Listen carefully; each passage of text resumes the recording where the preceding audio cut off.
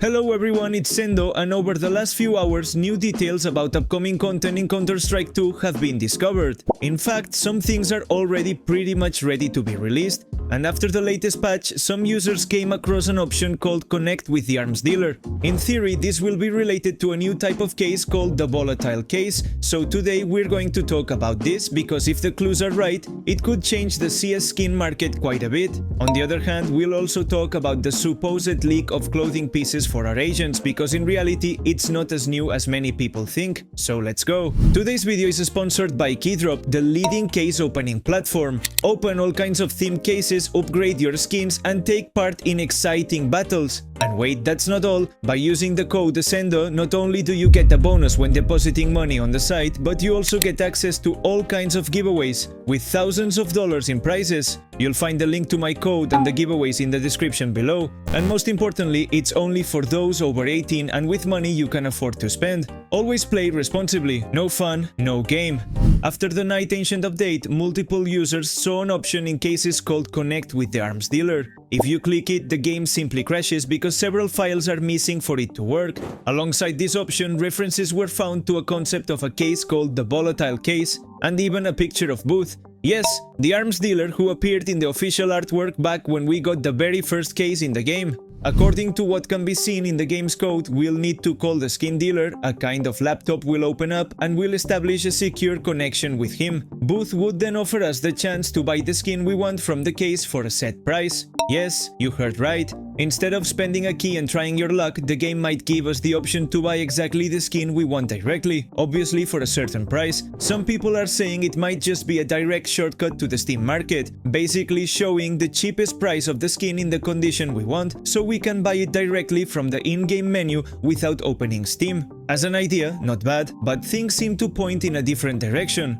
As reported by Gabe Follower, the concept of volatile cases and the arms dealer is something similar to what Valorant already has. Instead of opening cases, we could just buy the skin we want directly, but the catch is that the skin wouldn't be tradable or marketable. It would stay forever in your inventory. Honestly, that's not a bad idea at all. I think we can all agree that the skin market has changed so much that now even the ugliest knife you can find costs over $100, whereas years ago you could pick up a decent one for around $30. Valve started with skin rentals, so users could try out weapons from the case, and partly also to dodge more loot box regulations. Then they added the Armory Pass, making it so cases didn't cost direct money, but stars instead. Now they could be adding these new volatile cases where users just buy the skin they want from the case. Of course, the condition would likely be random and the price higher than a regular key, but it would be another way to dodge bans in different countries. If this comes out, we'd probably see cases offering 3 options. Try your luck with a key to get a tradable skin or knife, rent skins for 7 days, or buy the exact skin you want, but it's non-tradable. This way they'd give different options for every type of player. Obviously Valve has thought this through. If right now we could just buy any skin we want from any case, the entire market would collapse. Why would anyone spend thousands on a skin when you could buy it directly for much less, even if it's untradeable? Most likely the option to buy whatever skin you want will be limited to future cases, while all the older CSGO cases remain untouched. Honestly, adding this option to the game wouldn't be bad at all. What do you think? Let me know in the comments. After this patch, references were also found in the code to a clothing system for our Counter-Strike characters. Things like masks, faces, hats, torso, legs and shoes. Basically everything needed to make your character look stylish. This went ultra viral on Reddit and people were already complaining, saying Valve would turn CS2 into Fortnite. But I have to tell you, this leak is not new at all. It's actually been in the game's code for almost 10 years, dating back to Operation Wildfire. At some point in CSGO's development, they considered letting players customize their characters with clothing, but it ended up being scrapped for all these years. Sometimes when developers push an update, the community tools that detect code changes can fail. They can pick up really old data as if it were new. And that's exactly what happened here. These lines are old, not new, so relax, it doesn't look like CS2 will be getting character clothing anytime soon.